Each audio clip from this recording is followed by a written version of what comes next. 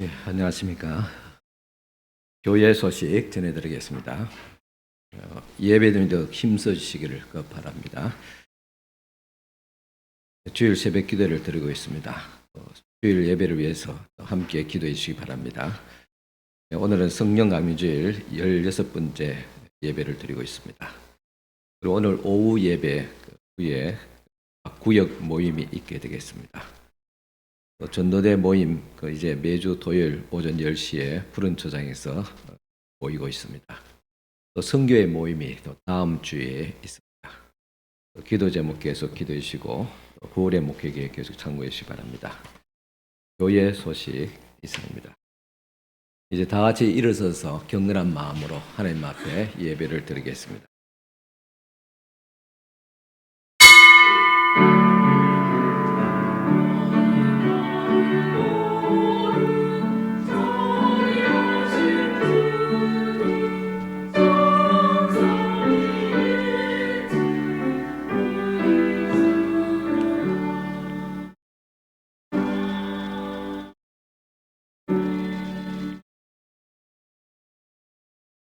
오라 우리가 굽혀 경배하며 우리를 지으신 여호와 앞에 무릎을 꿇자.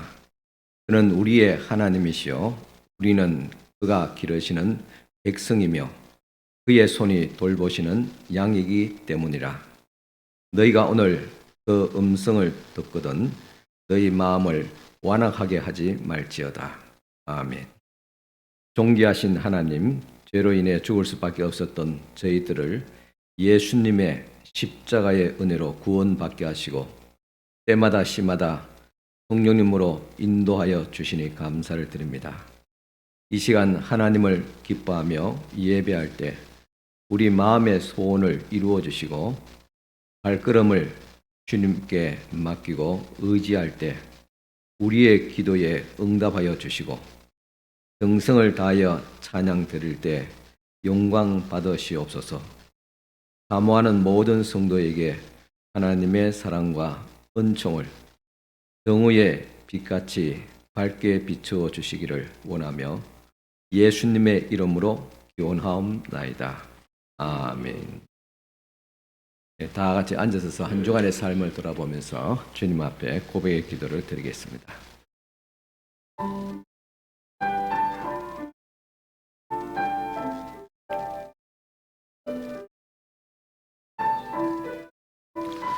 거룩하신 하나님, 우리의 몸과 마음을 허먹고 점도 없이 하나님께서 기뻐하시는 산제물로 드리기 위하여 회개합니다.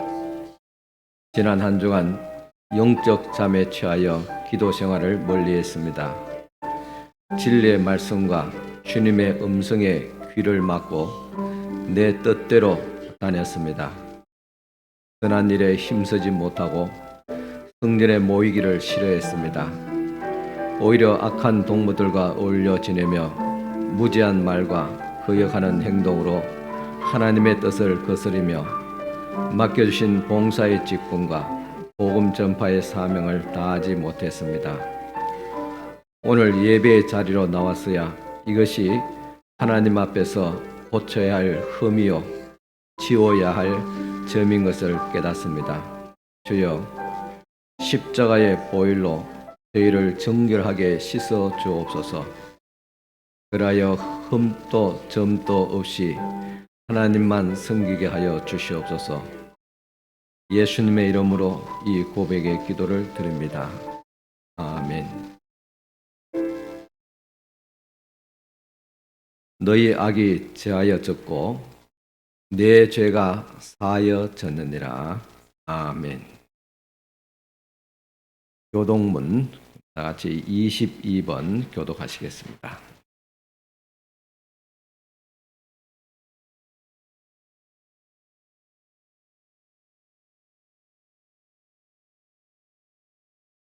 (22번) 교독문입니다.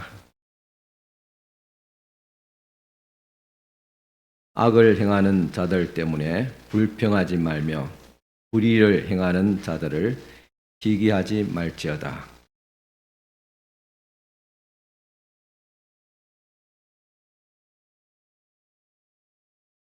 여호와를 의뢰하고 선을 행하라. 땅에 머무는 동안 그의 성실을 먹을거리로 삼을지어다.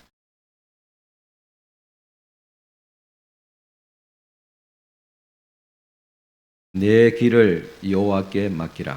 그를 의지하면 그가 이루시고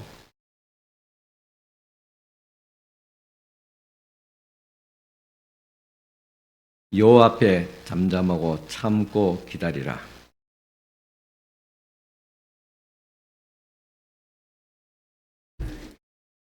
분을 거치고 노를 버리며 불평하지 말라. 오히려 악을 만들 뿐이라. 아멘. 이 시간 우리를 대표해서 김호 장로님 기도해 주시겠습니다. 거룩하신 하나님 아버지, 아침 저녁으로 선선한 바람이 불어오는 9월 세 번째 주일, 주님의 은혜로 저희들을 예배 자리에 불러주시니 영광과 찬양과 감사를 드립니다. 들판에 벼 이삭이 익어가듯이 우리들의 신앙도 더욱더 성숙하기를 소망합니다.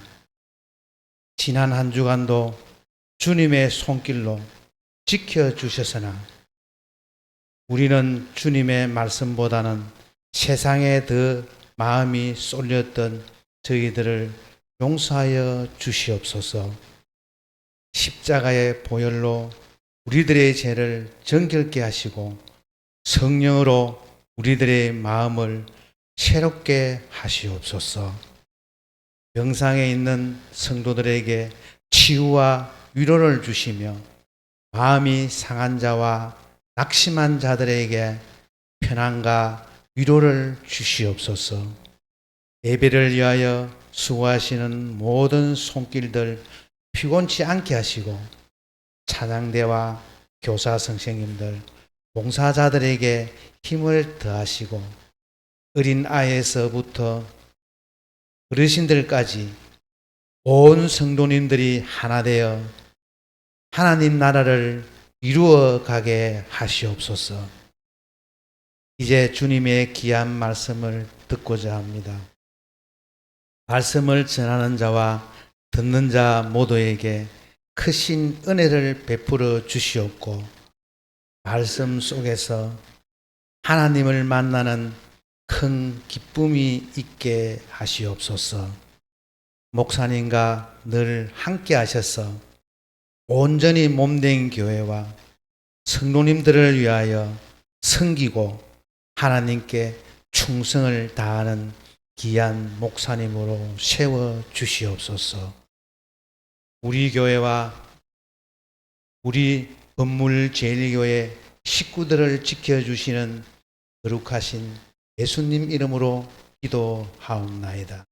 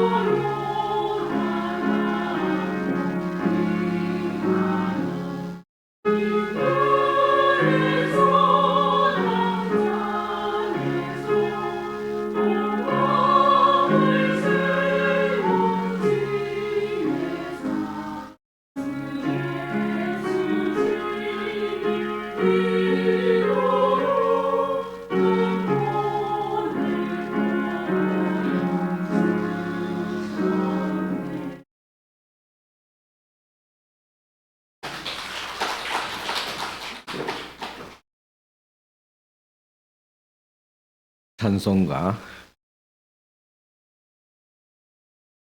214장 드리면서 봉헌하시겠습니다. 214장입니다.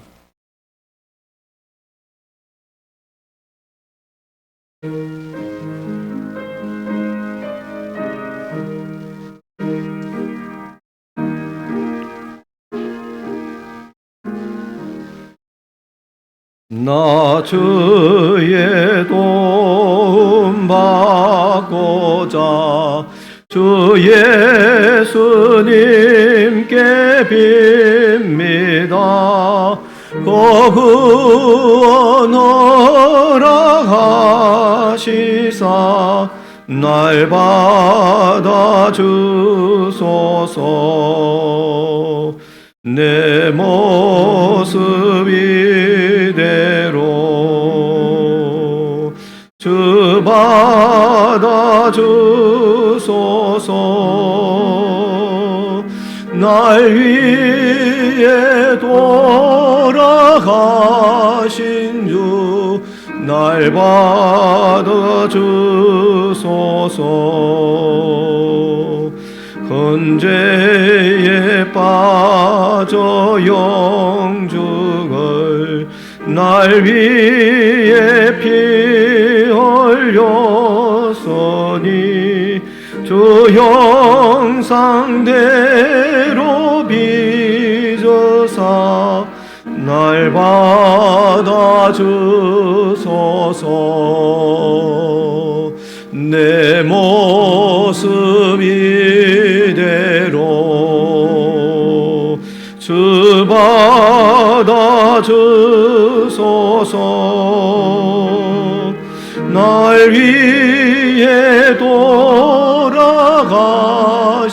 주 날 받아 주소서.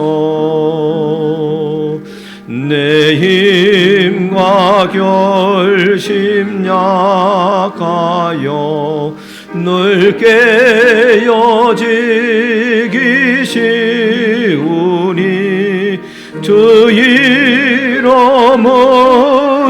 구원해 날 받아 주소서. 내 모습 이대로 주 받아 주소서. 날 위해 돌아가신 주 날 받아 주소서. 내 주님 서신 발 앞에 나 엎드렸으니 그 크신 역사 이루게 날 받아 주소서. 내 모습 이대로 주 받아 주소서. 날 위해 돌아가신 주 날 받아 주소서.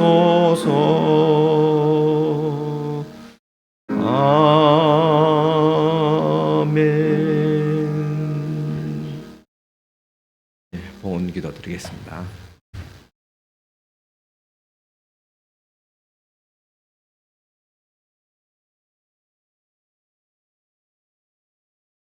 십일조 예물 김정필 목사 드렸습니다.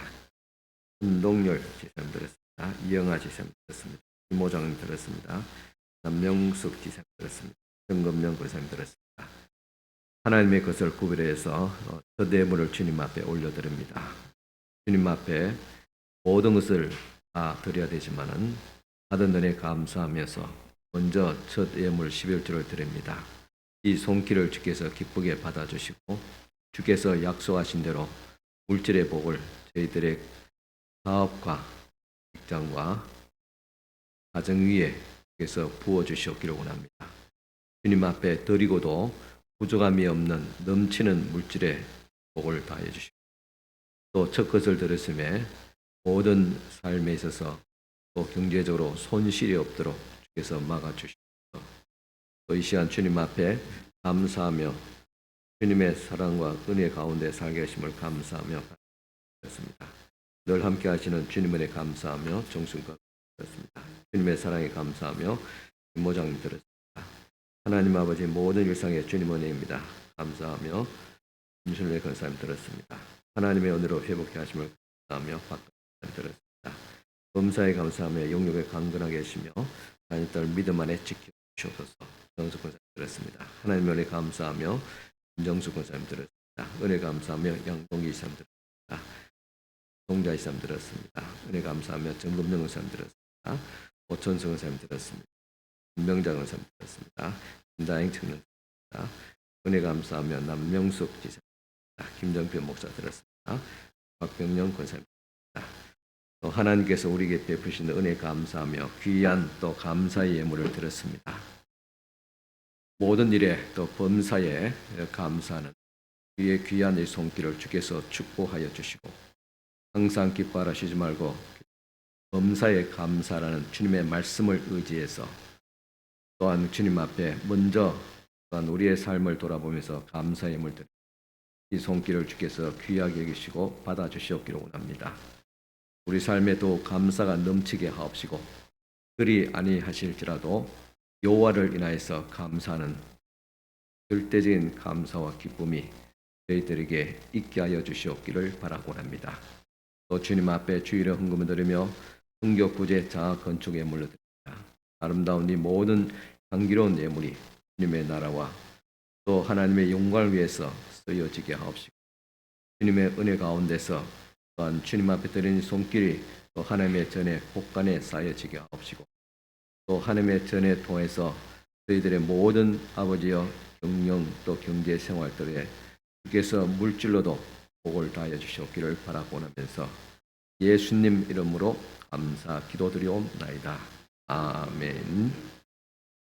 네, 오늘 주신 하나님의 말씀 봉독해 드리겠습니다. 말씀은 갈라디아서 2장 20절 말씀 되겠습니다.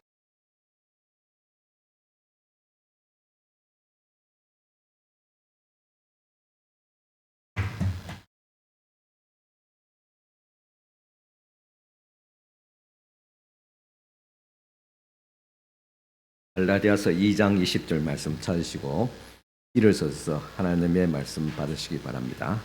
갈라디아서 2장 20절 내가 그리스도와 함께 십자가에 못 박혔나니 그런즉 이제는 내가 사는 것이 아니요 오직 내 안에 그리스도께서 사시는 것이라. 이제 내가 육체 가운데 사는 것은 나를 사랑하사 나를 위하여 자기 자신을 버리신 하나님의 아들을 믿는 믿음 안에서 사는 것이라. 아멘. 네, 앉으시기 바랍니다.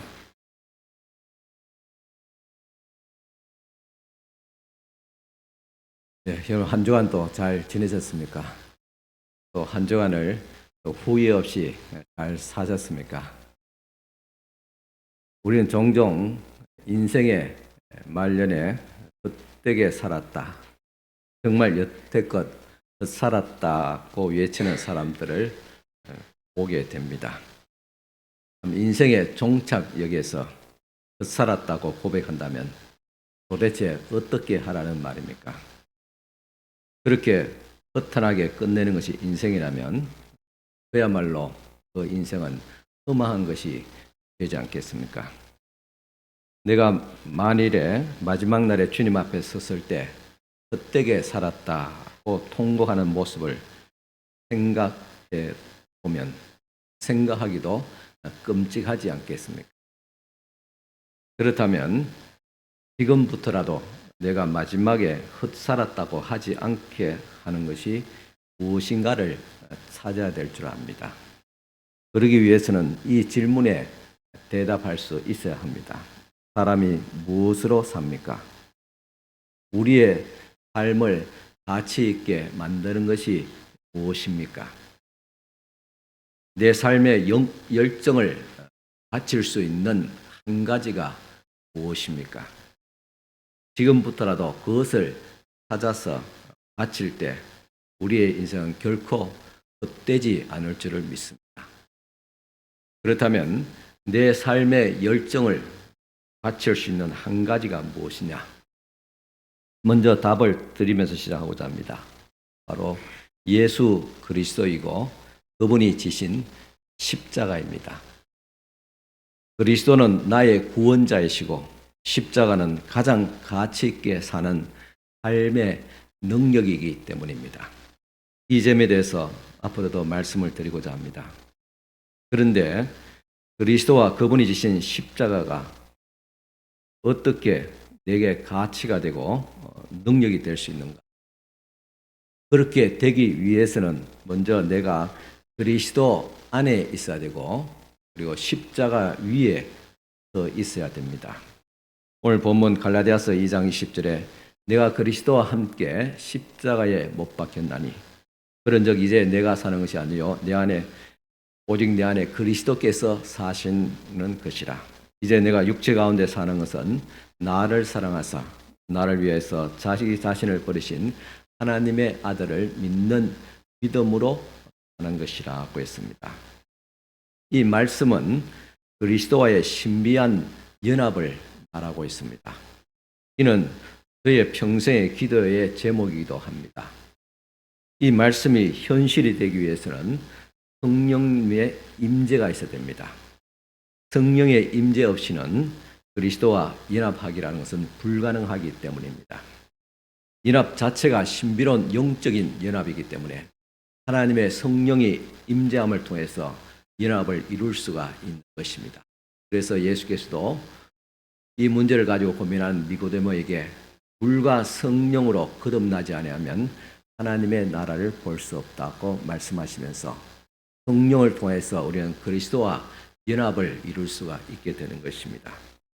이렇게 그리스도와 하나가 될 때 생애의 가장 큰 기쁨이 되고 그리스도를 통해서 기뻐하는 나를 인하여서 다른 사람들이 감동하고 변화된 모습을 보는 것이 하나님께 영광을 돌리는 것입니다. 마지막 날까지 우리는 이 꿈을 꾸어야 될 줄 압니다. 이것이 우리의 인생을 헛되지 않게 하는 것입니다. 인생은 우리 단 한 번뿐이지만은 그 다음에는 영원한 세상에 있습니다. 그런데 인생에서 여러 가지 계절이 있습니다. 벌써 봄부터 또 겨울부터 시작해서 무더운 여름과 이제 가을에 들어섰습니다. 이처럼 변화무성한 계절이 있듯이 또한 우리의 인생에도 마찬가지로 여러 가지 변화들이 있게 되는 것입니다. 그리고 하나님께서 우리 인생을 설계하실 때 어느 시기도 오직 안락을 위해서 설계되지는 않았습니다. 단 하루라도 우리가 편할 날이 없다고 우리가 말하지 않습니까? 이것이 바로 우리의 인생입니다. 오히려 편안하고 안전한 것이 오히려 이상한 것이고 오히려 이와 같이 항상 우리가 염려하고 걱정한 것 하지 말라고 했지만은 그런 일들이 일어나는 것이 우리의 인생이라는 사실입니다. 그래서 안락과 안전이 인생의 목표와 또 가치가 되어서는 안 될 줄 압니다. 안락과 안전은 주님께 주시는 평안과는 질적으로 다릅니다. 안락은 자신을 위한 이기적인 쾌락이고 안전은 안주하는 것입니다. 십자가를 지고 그리스도로 살아갔던 사람들은 어느 순간에도 안주하거나 또 안락하지 않았습니다. 고린도서 6장 19절 20절 보면 너희 몸은 너희가 하나님께로부터 받은 바 너희 가운데 계신 성령의 전인 줄을 알지 못하느냐. 너희는 너희 자신의 것이 아니라 값으로 산 것이 되었으니 그런즉 너희 몸으로 하나님께 영광을 돌리라 하겠습니다. 우리는 우리의 것이 아닙니다. 생명도 하나님께로부터 왔듯이 우리의 영혼도 하나님께로부터 온 것입니다. 그리고 성령이 우리 안에 거하심을 통해서 우리 몸은 거룩한 성령의 전이다고 했습니다. 그리고 예수의 피값으로 한 것이 되었기 때문에 우리의 몸으로 하나님께 영광을 돌려야 됩니다. 하나님께 영광을 돌리는 방법은 십자가를 지고 주님을 따른 길밖에 없습니다. 십자가는 그런 의미에서 안락과 안정과는 거리가 멉니다. 우리는 이것을 항상 기억해야 됩니다. 우리의 인생은 단 한 번뿐이며 연습은 없습니다. 우리는 하나님을 위해서 창조되었습니다. 그래서 한 번뿐인 인생을 허비하지 말아야 될 줄 압니다. 그렇다면 인생을 허비하지 않고 내 삶의 열정을 다 바칠 수 있는 오직 한 가지 예수 그리스도와 그분이 지신 십자가를 어떻게 우리가 알아가고 그리고 질 수 있습니까? 인생의 성공과 실패를 재는 영원한 잣대는 그 기준은 바로 예수 그리스도입니다. 그 사람이 성공했냐 실패했냐 그것을 가늠할 수 있는 것은 오직 십자가입니다. 나의 인생에 십자가가 있었느냐 없었느냐 그것이 우리가 성공했느냐 실패했느냐를 가늠하는 분명한 잣대입니다.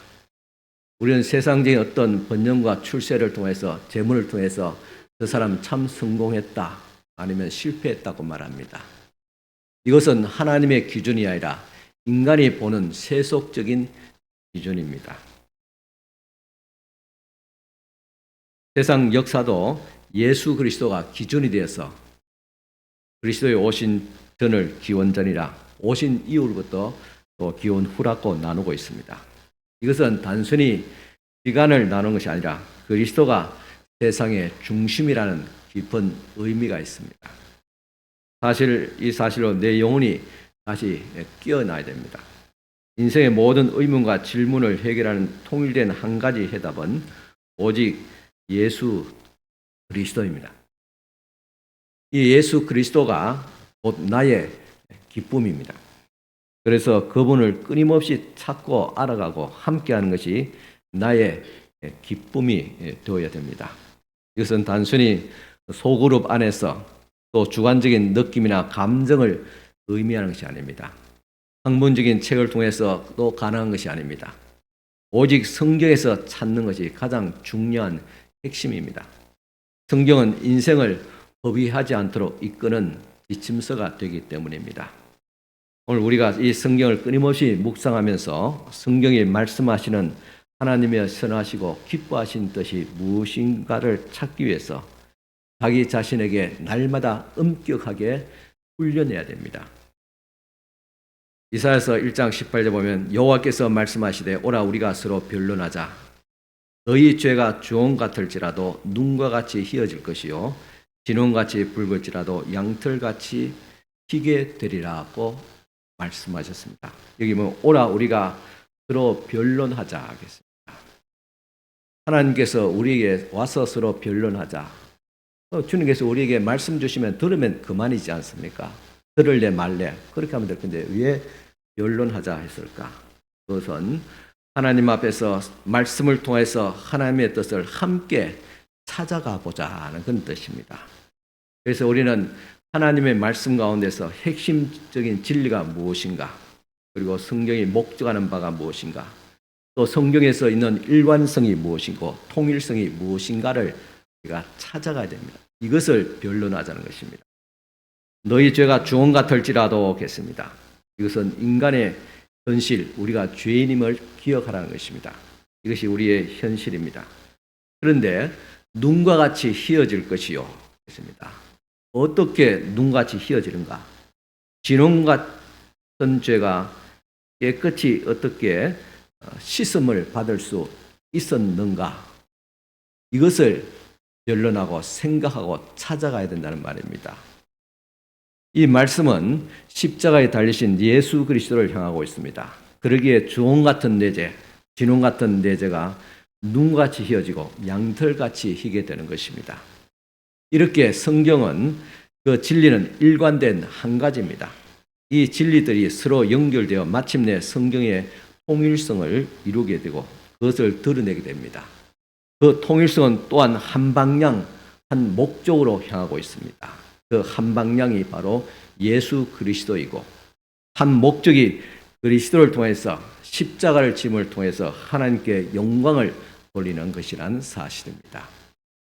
하나님은 우리를 이 하나의 열정으로 살도록 창조하셨습니다. 그분의 영광을 위해서 우리를 창조하셨습니다. 또 하나님을 보고 그분을 느끼며 맛보도록 창조하셨습니다. 삶의 모든 부분에서 하나님을 영화롭게 하기 위해서는 또 그렇게 하기 위해서 기도하지도 않고 또 말씀을 묵상하지도 않고 꿈꾸지도 않고 계획하지도 않고 노력하지 않는다면 그 삶을 허비하는 것이라는 사실입니다. 저희도 신밤에서 또 같이 갔던 우리 권사님이 그런 말씀하셨습니다. 우리가 나이가 다 들었는데 지나가 보면 뭔가 뚜렷한 큰 일을 주님 위해서 영광을 돌리는 일들을 하지 못한 그 가운데서 안타까움이 있다. 그런 말씀을 하셨습니다. 이런 고백은 오늘 우리 전체의 어떤 고백일 줄 압니다. 그렇지만 중요한 것은 나이가 얼마든 간에 지금 이 순간에도 하나님을 영화롭게 하기 위해서 꿈꾸고 또 계획하고 노력하느냐에 달려 있습니다. 우리가 인생의 삶을 허위하지 않기 위해서는 끊임없이 하나님의 말씀을 지금 묵상하고 기도하면서 하나님의 뜻을 찾고 찾아선적 그 뜻을 실천해야 됩니다. 이것이 바로 성도의 영적인 훈련인 것입니다. 우리는 요즘 미국의 LAFC에 입단해서 미국 사회에 큰 영향력을 미치고 있는 축구 선수 손흥민을 잘 알고 있습니다. 이 손흥민 씨가 몇 년 전에 싱가포르 기자와 인터뷰한 적이 있었습니다. 그때 기자가 물었습니다. 당신의 루틴이 무엇입니까? 즉 당신의 삶을 지탱하기는 반복적인 삶의 습관이 무엇이냐고 질문을 했습니다. 그때 손흥민은 이렇게 대답했습니다. 저녁 11시에 꼭 취침을 하고 저녁 11시에 취침하는 것이 뭐 대단한 일이냐 그렇게 말할 수 있게 모르겠지만은 그 정도의 어떤 삶에서 또 사람의 관계에서 하루에 11시에 잠든다는 건 쉽지 않습니다. 많은 사람들이 또 누려야 되고 또 만나야 되고 또 이렇게 또 그런 가운데서 늦어지는 경우가 많죠. 그렇지만은 어떤 경우에도 항상 11시에 취침하고 다음 날에는 일찍 일어나서 훈련을 합니다. 이런 루틴을 지킴을 통해서 경기를 위한 최상의 몸을 만들어 간다고 했습니다. 그때 기자가 또 물었습니다. 그런 훈련을 쉬고 싶을 때가 없습니까? 손흥민이가 대답했습니다. 그때는 선수 생활을 마쳐야 되겠지요. 라고 했습니다. 우리가 그리스도인이 되기 위해서는 정기적인 하루도 빠져서는 안 될 훈련이 있습니다. 루틴이 있습니다. 그것은 말씀 묵상과 기도입니다. 하나님은 우리로 말씀과 기도로 우리의 삶의 모든 부분에서 그분을 소중히 여기기 위해서 기도하고 또 생각하고 꿈꾸고 계획하고 또 실천하도록 부르셨던 것입니다. 그러기 위해서는 그리스도와 연결되어야 됩니다. 복음은 그리스도의 영광에 대한 기쁜 소식입니다. 그리스도의 영광이 무엇입니까? 한 가지 십자가입니다. 그래서 오직 십자가만 우리는 자랑해야 됩니다. 신명기서 6장 4, 5절에 보면 이스라엘아 들으라 우리 하나님 여호와는 오직 유일한 여호와이시니 너는 마음을 다하고 뜻을 다하고 힘을 다하여 내 하나님 여호와를 사랑하라 하겠습니다. 내 마음을 다하고 뜻을 다하고 힘을 다하여 너 하나님 여호와를 사랑하라는 이 한 절의 말씀이 신약과 구약을 관통하는 핵심적인 말씀입니다. 예수께서도 이 말씀을 성경의 가장 큰 계명이라고 말씀하시기도 했습니다. 마음을 다하고 뜻을 다하여 힘을 다하여 하나님을 사랑하는 것이 하나님을 영화롭게 하는 것이고 우리 인생의 목적이기도 합니다. 그러면 어떻게 하나님을 영화롭게 할 수 있는가? 이런 단 하나의 열정으로 살아가는 사람들은 인생을 허비하지 않습니다. 그래서 잘 살았다는 말은 하나님을 높이는 삶을 살았다는 말이고 이것이 하나님께서 우리를 창조하신 목적이기도 합니다. 그래서 우리는 인생을 허비하지 않기 위해서 알아야 될 한 가지 중요한 사실이 있습니다. 고린도전서 2장 20절을 보면 내가 너희 중에서 예수 그리스도와 그가 십자가에 못 박히신 것 위에는 아무것도 알지 아니하기로 작정하였음이라 하겠습니다. 바울은 오직 한 가지 그리스도와 그분이 지신 십자가 이것 외에는 아무것도 알지 않기 원하고 이것 외에는 바라보지 않겠다고 이 오직 한 열정으로 살았습니다. 그러기에 우리는 사도 바울의 삶을 결코 헛되지 않는 것을 당연시하고 있습니다.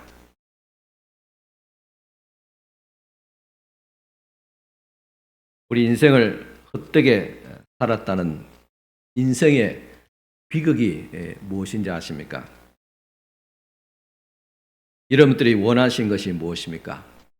여러분 주변 사람들에게 참 괜찮은 사람이라고 인정받는 것으로 만족할 수도 있습니다.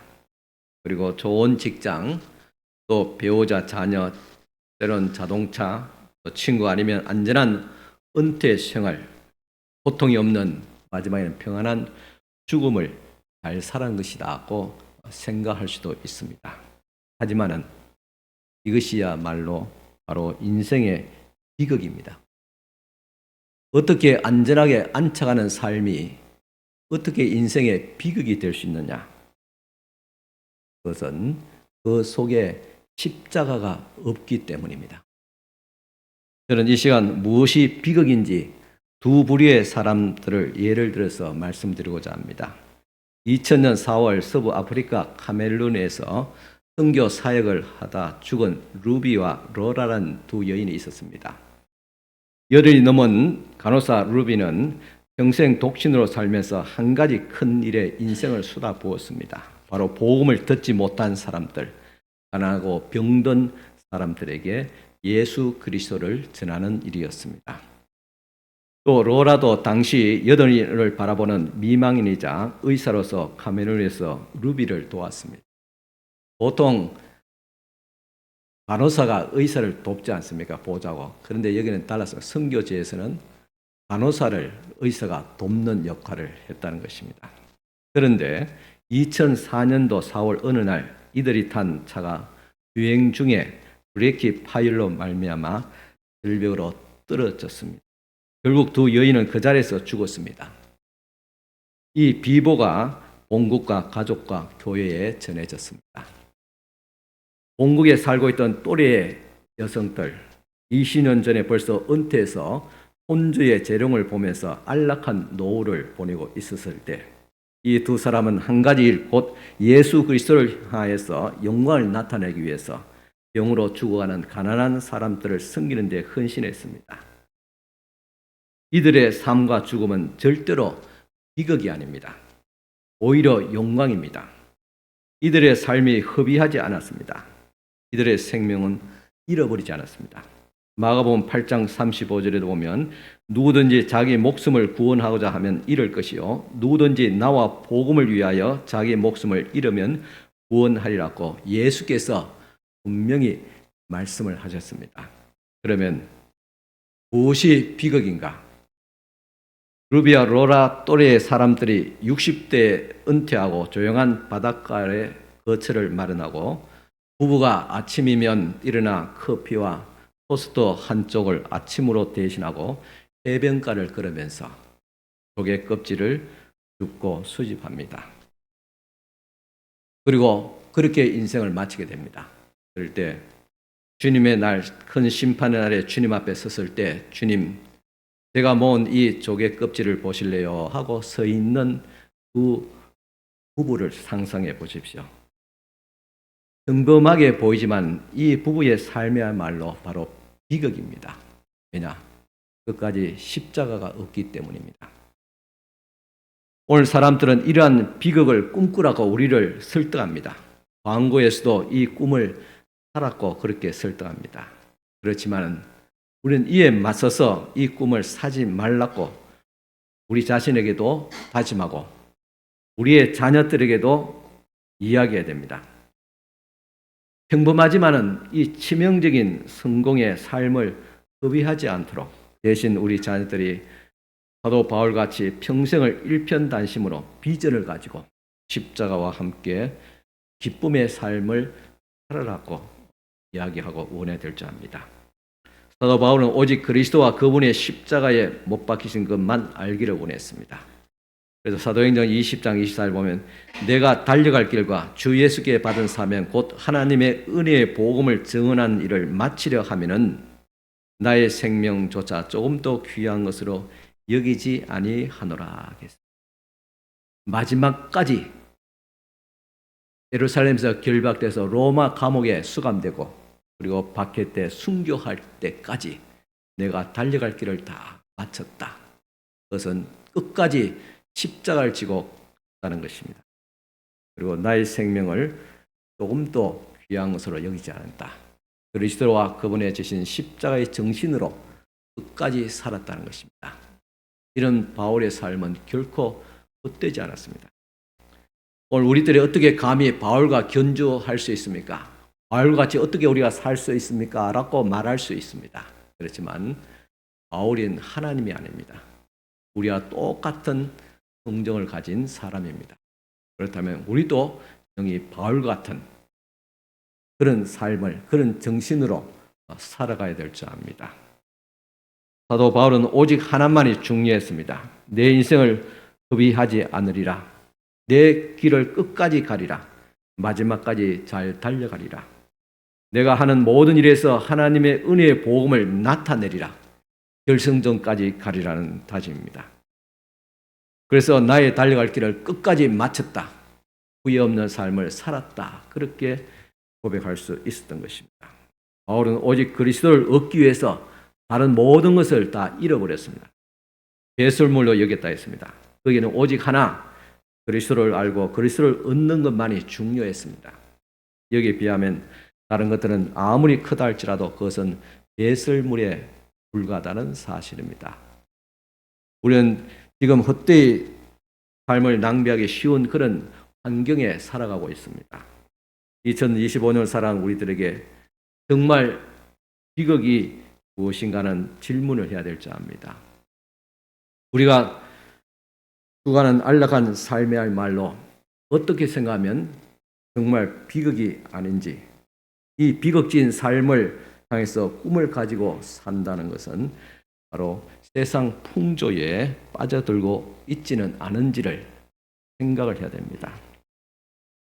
오늘 여러분들에게 갑자기 닥친 고난이나 사고나 또 질병을 통해서 인생의 뿌리까지 건강까지 흔들리고 모든 것을 잃어버리고 또 모든 것을 잃어버릴 것 같은 벼랑 끝에 서 있지 않습니까?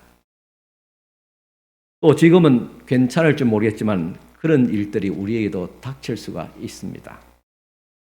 그때 우리는 하나님께서 안락이라고 하는 비극에서 당신을 구원하는 시간이라는 사실을 기억해야 됩니다. 인생의 가장 비극이 무엇이냐? 망한 것이 아닙니다. 궁지에 몰린 것이 아닙니다. 실패한 것이 아닙니다. 안락한 삶을 유지하고 있는 그 자체가 인생의 큰 실패입니다. 시편 말씀은 시인이 탄식할 수밖에 없는 기가 막힐 그런 상황 속에서 보면 결국은 계속 기뻐하라, 찬양하라, 감사하라고 말하고 있습니다. 또 이 시편의 말씀을 계속 묵상하면서 왜 하나님께서는 당신의 사람들에게 고통을 당하고 또 힘들어하고 괴로워하는데 어떻게 기뻐하라 하십니까? 이런 상황에서도 기뻐하라고 하십니까? 라는 의문을 가졌지만은 그러나 그럼에도 불구하고 감사할 수 없는 때도 감사하고 기뻐할 수 없는 상황에서도 기뻐하라고. 왜 그렇습니까? 저는 깨달았습니다. 안전하고 안락한 삶을 무너뜨림을 통해서 우리를 비극에서 구원하시고 우리 인생을 이제부터라도 결코 헛되게 살지 않게 하시기 때문에 기뻐하고 즐거워하라, 감사하라고 말씀을 하고 계신 것입니다. 여러분은 인생을 잘 살고 있다고 생각합니까? 혹시 인생을 허비하면서 살고 있다고 생각하지 않습니까? 사도 바울같이 그리고 루비와 로라 선교사같이 구름같이 허다한 믿음의 선배들같이 고난을 기꺼이 감수하고 오직 주의 사랑에 겨워서 그분께 우리의 인생을 바치겠다는 일편단심의 마음을 가져야 될 줄 압니다. 그분께 내 인생을 거는 구체적인 행동은 바로 그분께서 지신 십자가를 본받아서 나에게 지고 따라오라는 나의 십자가를 지고 주님을 따라가는 것입니다. 십자가는 자기의 부정이고 자기의 죽음이고 헌신과 희생을 상징합니다. 그렇게 살아야, 그래야지 인생을 헛되이 살지 않게 된다는 것입니다.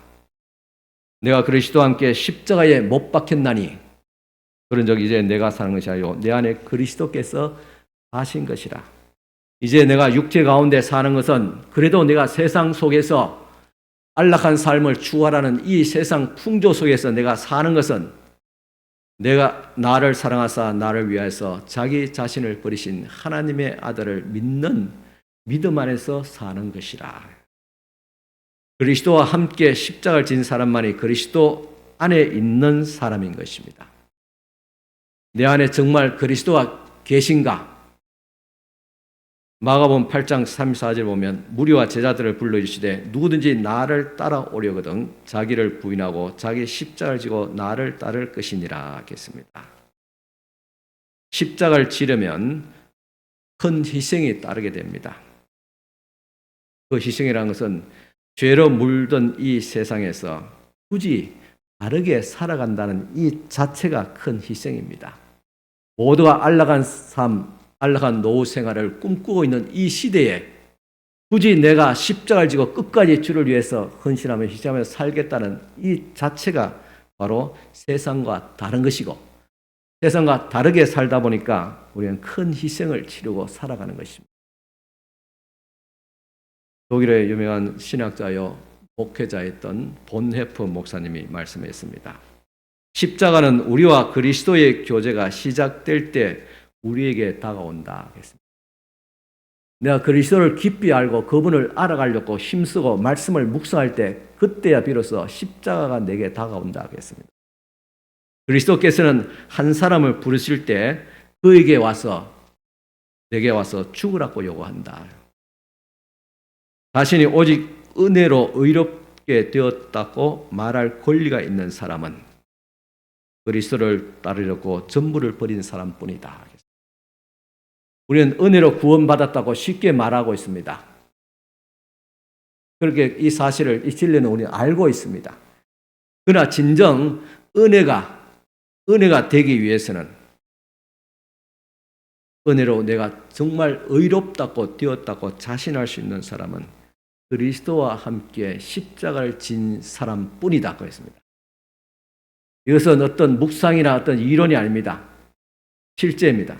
그리스도와 함께 십자가를 진 사람만이 하나님의 은혜로 의롭게 되었다고 자신 있게 말할 수 있고 또한 확신할 수 있다는 말입니다.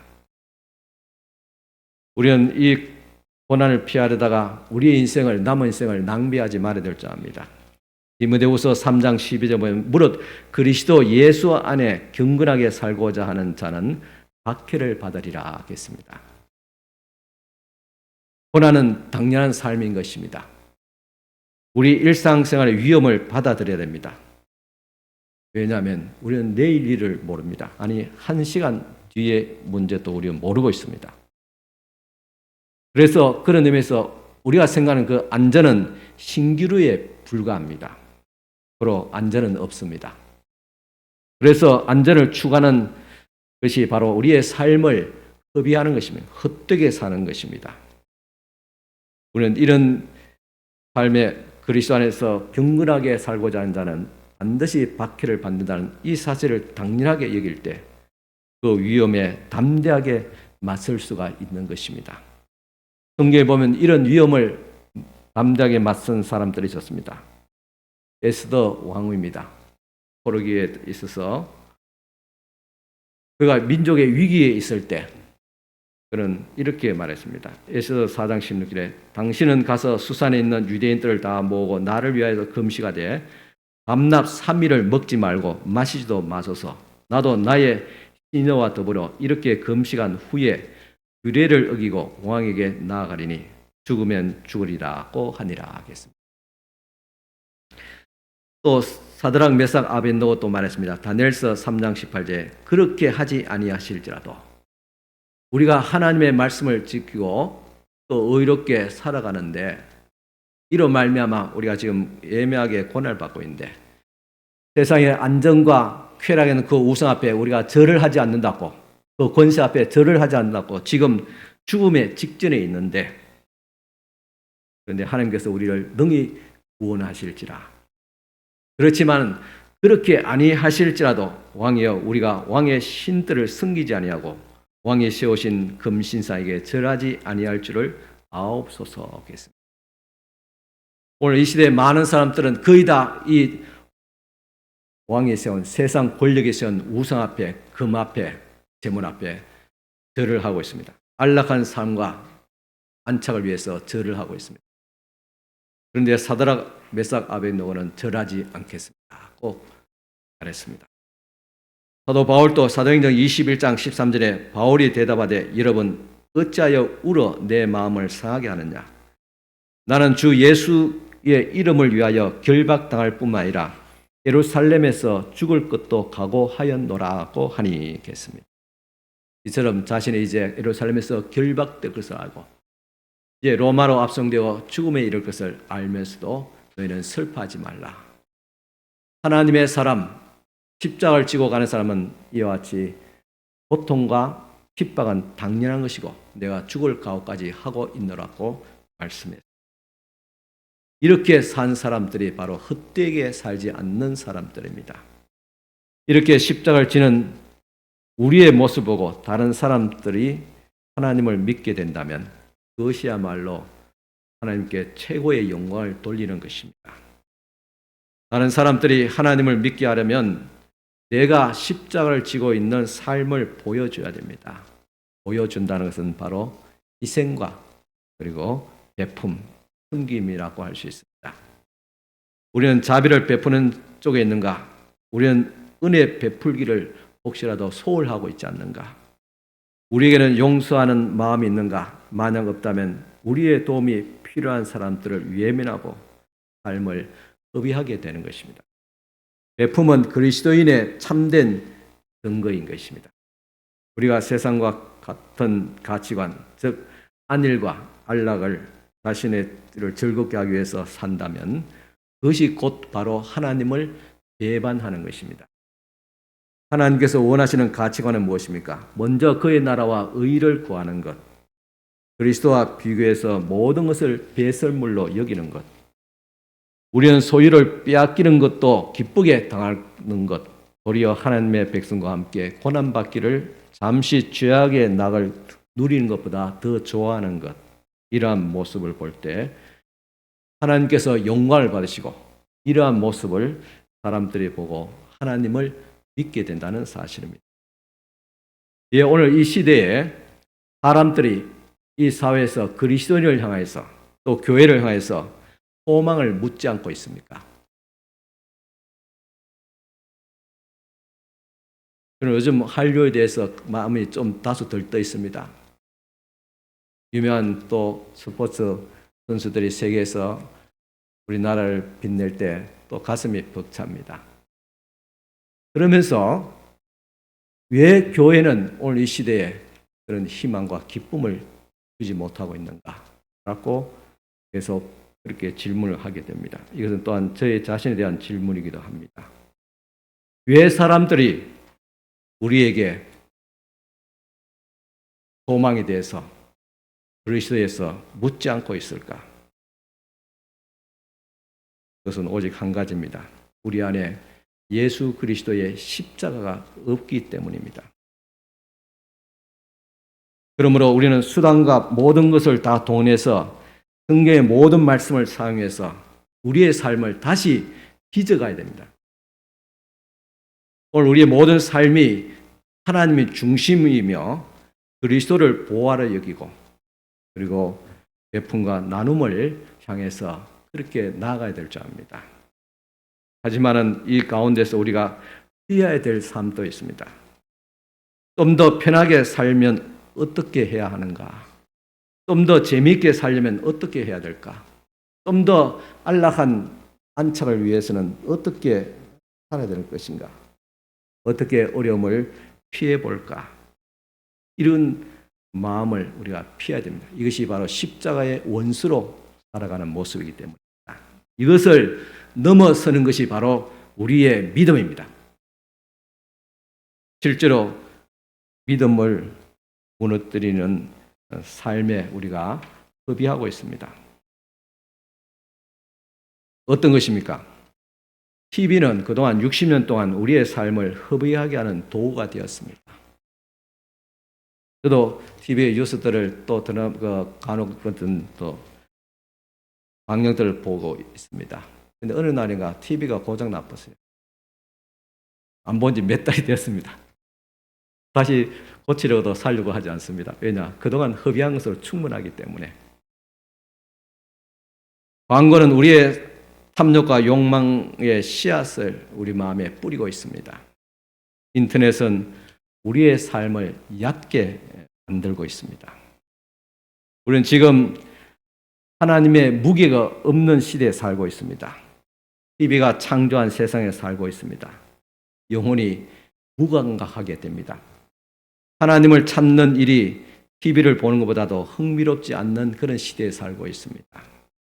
하나님의 심판이 저녁 뉴스만큼 경각심을 일으키지도 못하고 있습니다. 진리가 더 이상 광고의 감언 이슬로만큼 설득력이 없습니다.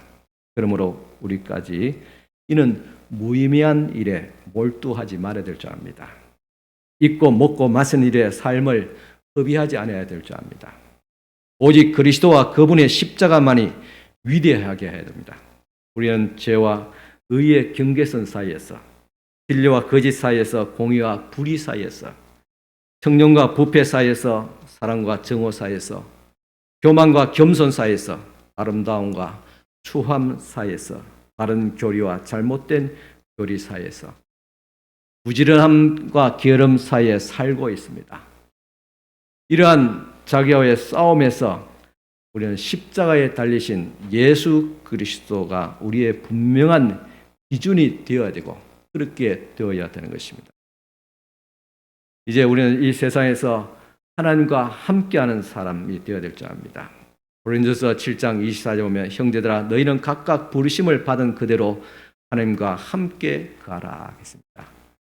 하나님이 나를 이 직장에서 두셨으니 이곳에서 그분의 영광을 드러내야 된다는 것입니다.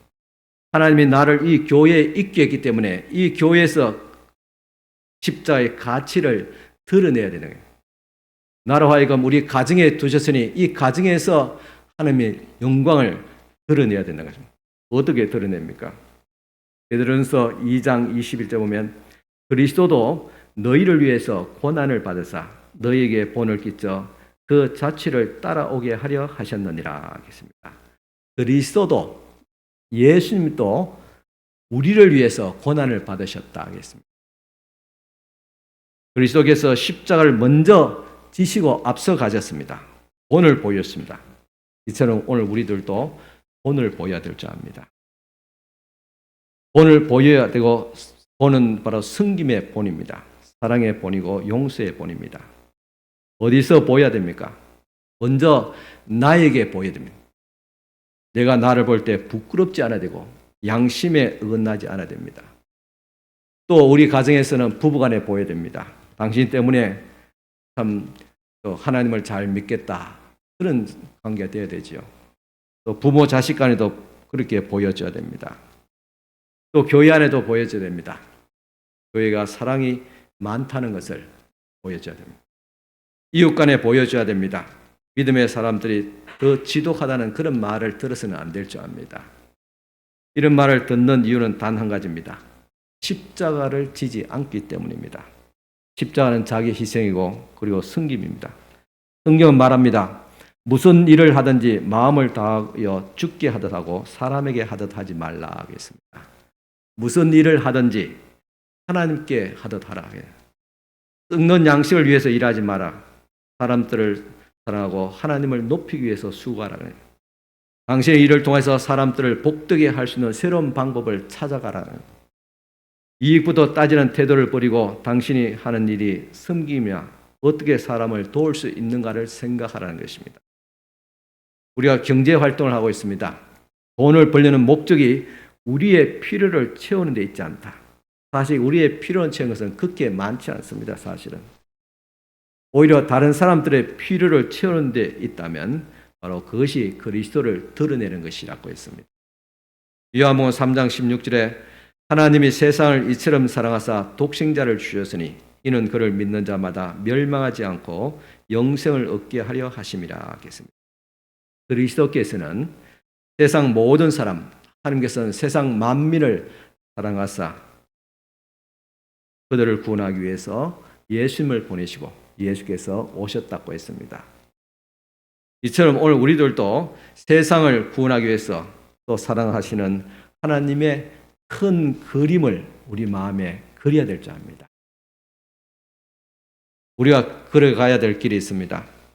이는 우리가 마지막 날에 인생을 헛되이 살지 않았다고 자신있게 말할 수 있는 길입니다. 그것은 구체적으로 전도와 선교입니다. 선교적 사명을 떠나서는 하나님을 온전히 알 수 없습니다. 하나님은 이 시대에 우리를 부르십니다. 아직도 선교와 전도는 끝나지 않았습니다. 건질 죄인이 많습니다. 아직 나의 인생을 걸 만한 일들이 무궁무진합니다. 이에 대해서 우리가 깊이 생각해야 됩니다. 십자가에 못 박히시고 부활하신 예수 그리스도만이 유일하게 오늘 이 시대의 희망이고 교회의 희망이고 우리의 인생의 희망입니다. 그것을 알아가고 살아가고 나타나고 전하는 것이 바로 전도요 선교인 것입니다. 하나님의 영광을 위해서 그리스도와 함께 살다가 죽기로 결심을 합니다. 우리의 소망은 나의 명예로운 은퇴가 아니라 하나님의 영광을 나타내기 위한 도요 수단이 되어서 주님 앞에서 부끄럽지 않게 서는 것입니다. 고린도서 7장 24절 보면 이제는 그의 육체의 죽음으로 말미암아 화목하게 하사 너희를 거룩하고 흠없고 책망할 것이 없는 자로 그 앞에 세우고자 하셨으니 겠습니다.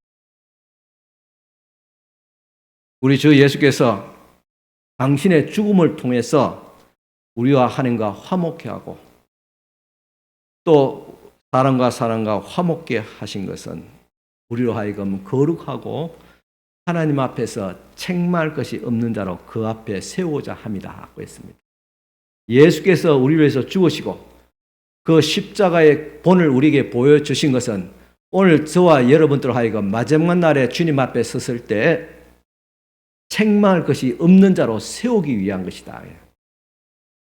십자가로 우리를 구원하신 예수님, 장차 하나님 앞에 거룩하고 책망 없는 자로 세우기를 원한다는 말은 이 거룩하고 책망할 것이 없는 자가 누굽니까? 하나님 앞에서 마지막 날에 헛되이 살았다고 후회하지 않는 자들입니다. 바울같이 나의 달려갈 길을 다 마쳤다. 이제는 주님께 나를 위해서 의의 멸관, 생명의 멸관을 예비한다고 자랑스럽게 말할 수 있게 하기 위해서 주님께서 오늘 저희들을 불러주셨다는 사실입니다. 그러기 위해서는 오늘 우리들도 그리스도와 함께 지금부터라도 나의 십자가를 지고 주님을 따를 수 있기를 간절히 축원합니다. 기도드리겠습니다.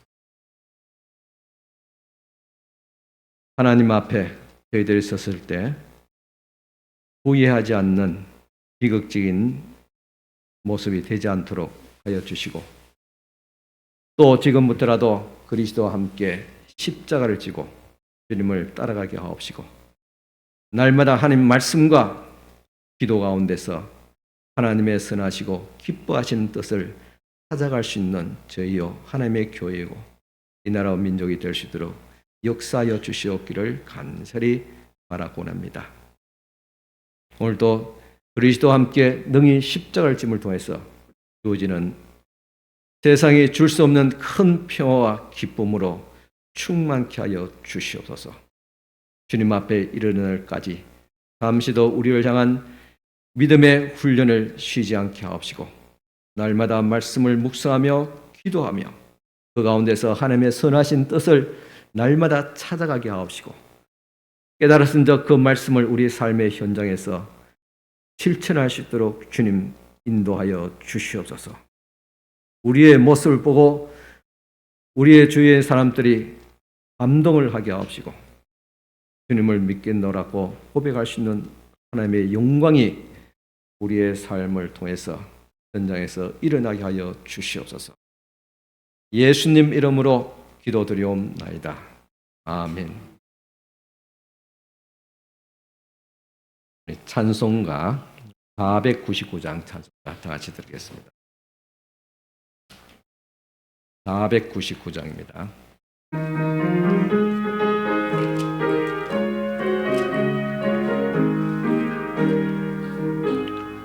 호감에 사는 백성들을 보라. 수많은 심령 멸망하겠네.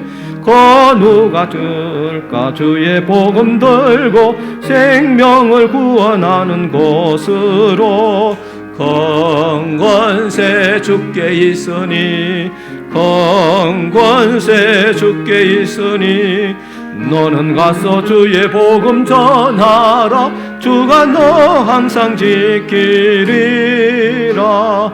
구원의 문은 넓게 열렸으니 십자가 군병 일어나거라. 너희의 힘을 하나로 뭉쳐서 죄악의 쇠사슬을 끊어라. 건권세 주께 있으니 건권세 주께 있으니 너는 가서 주의 복음 전하라. 주가 너 항상 지키리라. 왜 너는 멸망길을 가려느냐. 주 음성 듣고 응답하여라. 널 구원하러 예수 죽었으니 생명의 참된 복음 전하라. 건권세 주께 있으니 건권세 주께 있으니 너는 가서 주의 복음 전하라. 주가 너 항상 지키리라. 온전한 만민 성리의 그날에 영광과 찬송 주께 드리네. 속죄함이고 구원받았으니 기쁘게 할렐루야 부르세. 건권세 주께 있으니 건권세 주께 있으니 너는 가서 주의 복음 전하라. 주가 너 항상 지키리라. 아멘. 다 같이 일어서서 축복 기도 받으시기 바랍니다. 지금은 우리 주 예수 그리스도의 은혜와 하나님의 크신 사랑과 성령님의 감화교통 충만하신 은총이 주 예수를 믿고 주님과 함께 십자가를 지고 또 주님을 따르고자 다시 한 번 더 결심하며 헌신하는 사랑하는 모든 우리의 성도들과 또 교회와 사랑하는 우리 자녀들과 이 나라 민족 위에 지금부터 영원토록 함께 있을지어다. 아멘.